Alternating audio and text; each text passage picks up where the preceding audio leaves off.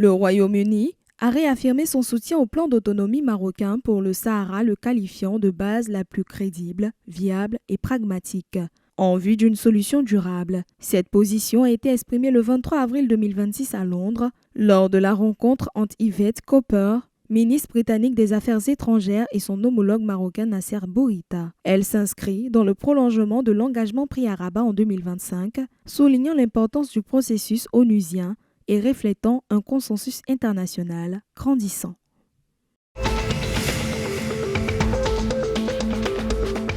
Le 23 avril 2026, lors de l'Expo Mauritanie 2026 à Nouakchott, le président Mohamed Ould Cheikh El Ghazouani a mis en lumière la dynamique positive du secteur industriel national et ses perspectives prometteuses. Il a souligné à cet égard que le secteur privé s'appropriait mieux les réformes engagées. Le président a cependant identifié le déficit énergétique comme le principal obstacle à surmonter. Face à ce défi, l'État mauritanien intervient activement en finançant des projets de production électrique totalisant près de 300 MW et un ambitieux projet de transport d'énergie évalué à plus de 800 millions de dollars. Il a conclu son intervention en réaffirmant le soutien indéfectible de l'État à la croissance industrielle et au développement du secteur privé.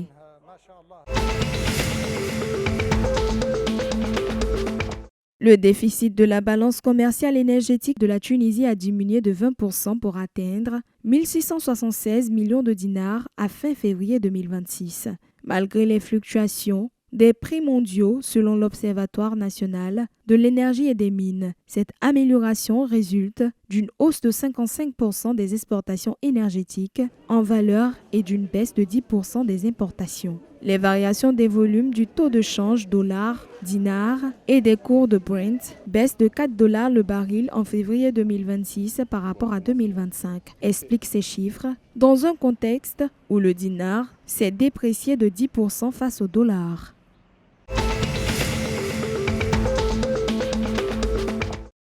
Dans le cadre d'une réforme visant à la fois à réduire les dépendances publiques et à accroître l'efficacité du secteur, le gouvernement d'Union nationale libyen a décidé le 23 avril 2026 de dissoudre 3 entités de santé, le Centre de développement du système de santé, le Conseil général de la santé et le Centre d'accréditation des établissements de santé. Cette suppression, qui vise à éliminer les chevauchements administratifs, à renforcer la supervision, implique le transfert des missions et des actifs de ces structures au ministère de la Santé dirigé par Mohamed Al-Gouj. L'objectif final de cette réorganisation est d'améliorer la qualité des services de santé et d'assurer une meilleure gestion des ressources humaines. Le 22 avril 2026, l'AESPAR et la RS Berkane ont fait match nul 0-0 au stade Principe Moulay Abdellah en match en retard de la 12e journée de la Botola Pro D1. Malgré une rencontre équilibrée, le manque de réalisme et la solidité défensive ont empêché les buts. Ce résultat permet à l'AESPAR de rejoindre le Maghreb de Fès en tête du classement avec 31 points, tandis que la RS Berkane est 5e avec 27 points.